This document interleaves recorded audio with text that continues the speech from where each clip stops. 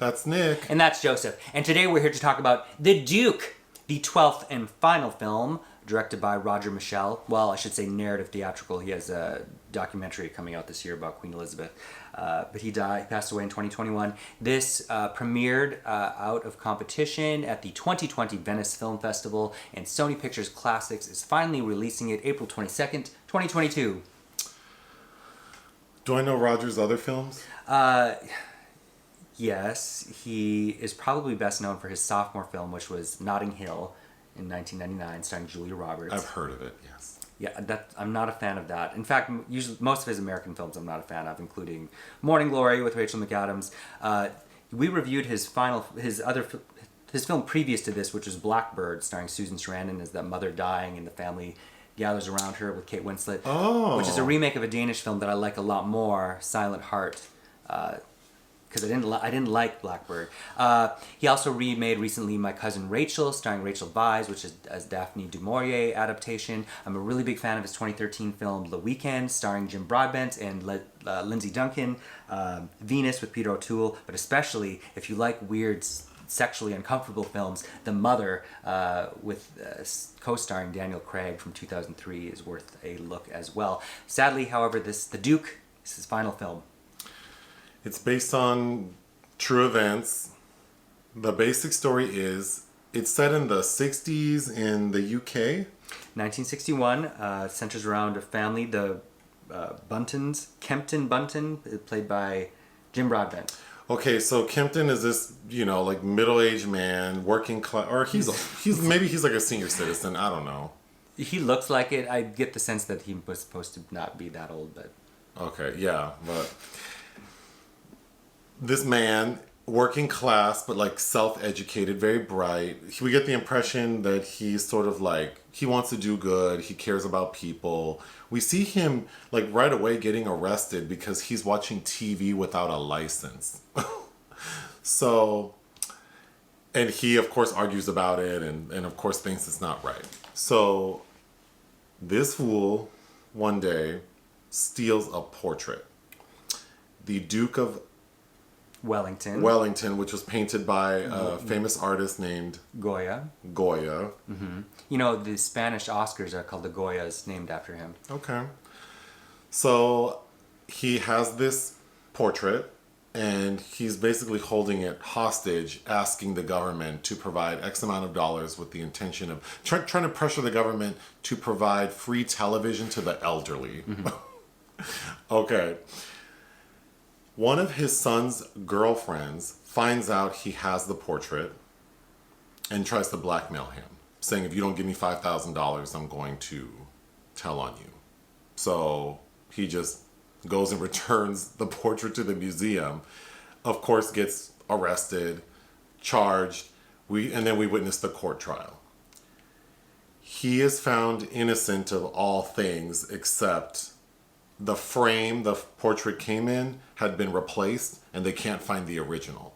So he's found guilty of like stealing the frame and gets like 90 days in jail. The end. We see that he, like this real person, so there are several little subplots. One of them is... Well, the gag is he didn't really steal it. Oh, and then the gag is he didn't really steal it. His other son... Not the one with the old bitch-ass girlfriend, but the other one. Jackie, played by Fionn Whitehead. Who I know from a movie with Colin Farrell. Voyagers, and you also know him from Port Authority. Oh, where he's in love with the trans lady. Mm-hmm. Yes, I like that movie. I would actually watch that one again. Okay, sounds like you don't remember. Do we own it? No. Oh, you're saying that's shady, like it wasn't that good. No, it's fine. Oh. I recall thinking it was sweet. Yeah, with the white boy realness. Yeah. Yeah, it's... He's a cute little guy. Mm-hmm. Yeah, so the gag is that boy stole the portrait. So in the very end, like after we find out that he, got 90 days in jail, the son goes to the police wanting to admit his wrongdoing. But the police say, you know what? Because your dad is such a it'll garner so much public attention again, and we don't want to deal with that shit, so we're just going to let you off the hook. Let bygones be bygones. But if you mention anything of this, we'll drag your ass through the mud. Mm-hmm. The end. So some subplots are... And then we learned that it wasn't until the year 2000 where the... Oh, another subplot is that the dad, Kempton... Yep. Kempton was also a playwright. And we find out in the end credits that this man never had like anything published, never had a play performed. And it wasn't until like the year 2000 that television was made free to the elderly. Joseph's trying to make it sound like this man is a failure, but... No, I don't think he's a failure, but I think this is one of those stories that's like... I mean, it's not... The most interesting part of this story is how they stole this damn... What is the artist's name? Goya portrait. Mm-hmm. And that really is like very matter of fact. Like, oh, we took it. Sure. So, it's an art heist film. But the actual man who got embroiled in this trial is like... I mean, I just don't think anything about this person is interesting except the portrait that was stolen. And then we have another subplot of he and his wife, played by Helen Mirren, they had a daughter. So they have 3 kids, and the daughter died when she was 18, I believe. So there's some unresolved grief there. I don't know why we care about that. Because if this is about this man who has texture. But it's also their lives, presumably. So. Sure, but this is not like a biopic, but it's also like this remarkable man. Well, because it's about this British stiff upper lip that they have, and they finally get to a place where they can acknowledge that this tragedy happened. Let me tell you why I didn't like this movie. The tone is wild because the score, the acting, it's all sort of like it feels like I don't even know. It's desperately trying to be a crowd pleaser, and it certainly will appeal to a certain age level. Yes, but that's not what I'm saying. I feel like it almost feels like calamitous, but without the jokes. Sure. Like the music sometimes like do do do do yes, do do, and then the way everyone's acting is like they're about to tell a joke or they just told a joke, but there are no jokes. Well, not Helen Mirren. She just seems upset. She does, but I feel like the tone is so off to me that it just was really, it's so damn corny.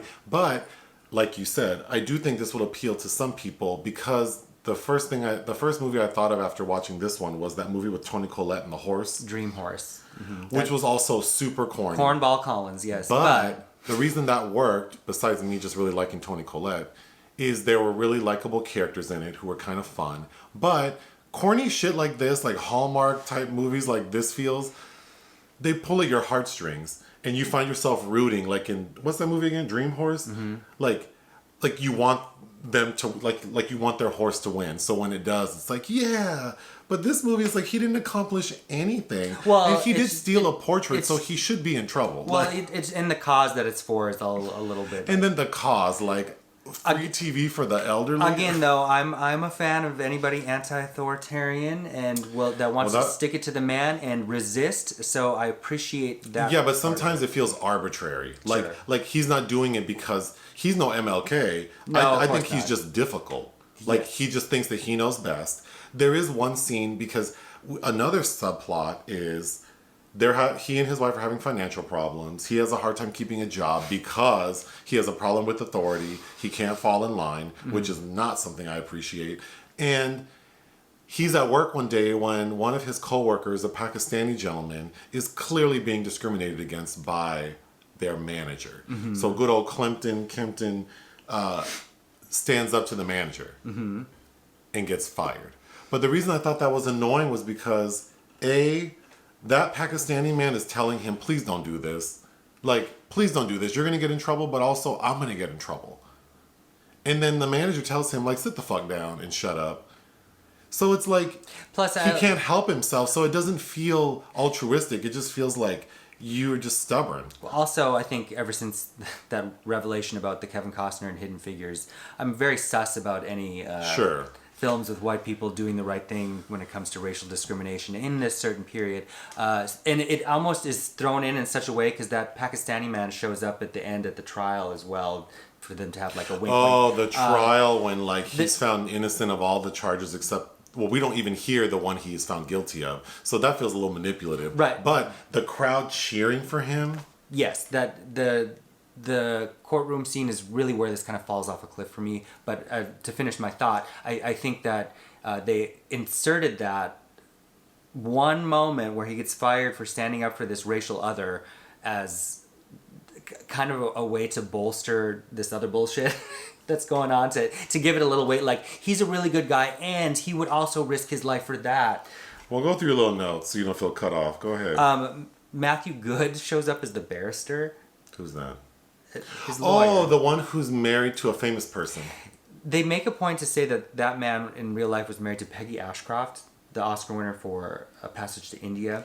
She also makes an appearance in one of my favorite Joseph Losey films, Secret Ceremony, which is hanging in that room. Like, what does that have to do with anything? It just feels like this is a fact that makes the story more interesting. It doesn't. And then that character's, like, the acting and the characterization, again, feels like he's about, like, there's supposed to be a joke somewhere. Well, it's that, and there's, like, another person in the courtroom that they're always constantly smirking about kind of the digs that Jim Broadbent is getting in. That feels... Yeah, like the court stenographer, I guess, the equivalent of that person is like, yeah.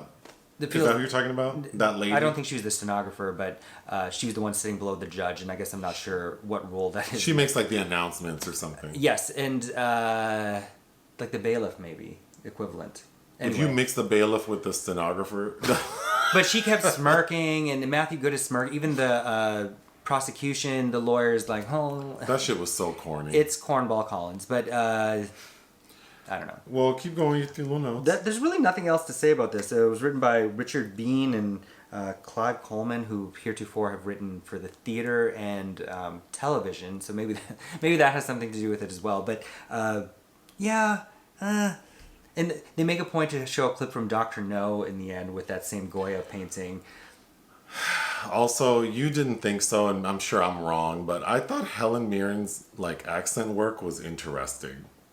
Am I off for that? She was trying to seem working class, I believe. Her name's Dorothy. I don't think she was trying to be Irish. I don't know what was going on, but yes. What would you give this film? 2. I guess I would give it 2. I did not enjoy this, but I could see some people liking it. Do you have anything else? No. Listen to our podcast. Bye.